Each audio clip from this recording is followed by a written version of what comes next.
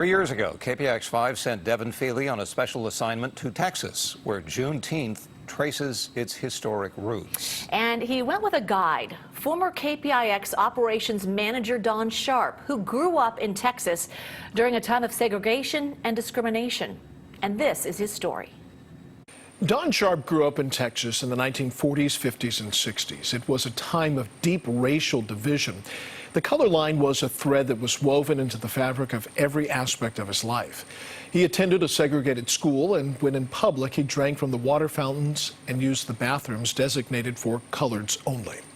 But despite that, Don remembers the Juneteenth holidays of his childhood as celebrations of family and friends and the promise of freedom. A promise that in this country now and then was all too often a broken one. Segregation was definitely defined. It was the law. If you didn't fit into the system, then you would have problems. Things was separate but not equal.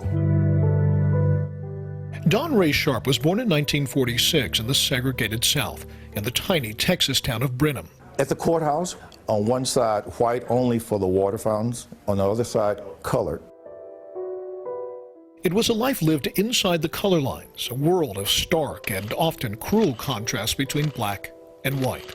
On the farm, we had Polish and German farmers right next to ours, and we'd be friends. But when you came into town, they actually walked right past you because that was law. It was segregation. Or Jim Crow, as it was commonly known. Don grew up dividing his time between his grandparents' farm and his parents' home in town. He says that he and his classmates were shielded from some of the inherent indignity and much of the sting of segregation by family, faith, and friends. Yes, it was humiliation, but you learned to cope. If you couldn't cope with that, that was the issue, but our families were so strong that they taught us how to cope with that. You would say, hey, I will get my drink of water before I go to the courthouse. I will use the bathroom before I go to the courthouse. I would not need that bathroom. Don and I spent most of our free time talking about college, where we're going to go. We had elaborate plans about what we're going to do with our future. But when it came time to go to college, Don knew it likely meant leaving home. The local college, Blinn, was on the other side of the color line and might as well have been on the moon. We could not go to Blinn College right here in Brenham, Texas, because we were African Americans. So Don headed west, once again with help from his community. You try to help each other. I knew he was trying to get to California to get whatever he wanted, education or what. And so you help each other. In California at San Diego State, Don would find love and family and freedoms never experienced or even imagined back home. I could go to their college without being frowned upon or stared at. I could walk down the street without fear of a police officer pulling me over. But while Don left Brenham, he never forgot it, often returning for the town's Juneteenth celebration. The Juneteenth celebration commemorates the arrival of the news of the end of the Civil War in Texas, along with the subsequent freeing of the slaves here. It is a celebration of freedoms long promised but much delayed. Its symbolism as fitting today as it was decades ago. I always thought he was off doing something big and different because he was good to share. When he came home, he would share what he had been doing and where he had been. Don has spent the past 50 years, more than 2/3 of his life, working in broadcast television in San Diego and the Bay Area, leading TV's own transformation from black and white to rich, warm, living color. It's a testament to a man who didn't let a small town rooted in segregation stand in the way of his outsized ambitions. It was embedded in me to get an education because they can't take it away from you.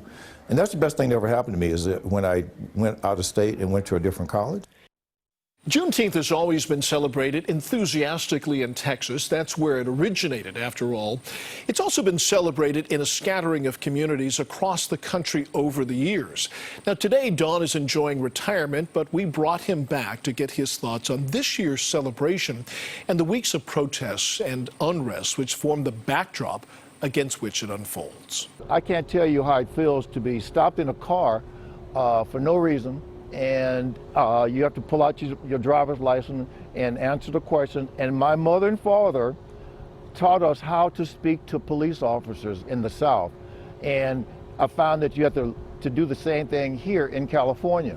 But now, I think this has a chance of changing everything. Don says he was impressed by the size of the crowds and the fact that they were made up of a multiracial, multi-generational coalition of supporters. The majority of the folks demonstrating were white folk, and that would have never have happened when I was coming along there. And now to see it in San Francisco, Berkeley, San Jose, even in Mill Valley, there were demonstrations, and they were a mixed crowd. I feel that there's hope coming. I think that this is going to change everything finally. Don Sharp, a It's treasure. in our fantastic to newsroom. see him. Don is legendary, I have Yeah. to tell you. A legendary guy in the local TV It would be business. hard not to give him a hug if you saw him in the newsroom right now, but we'd have to give him an elbow anyway.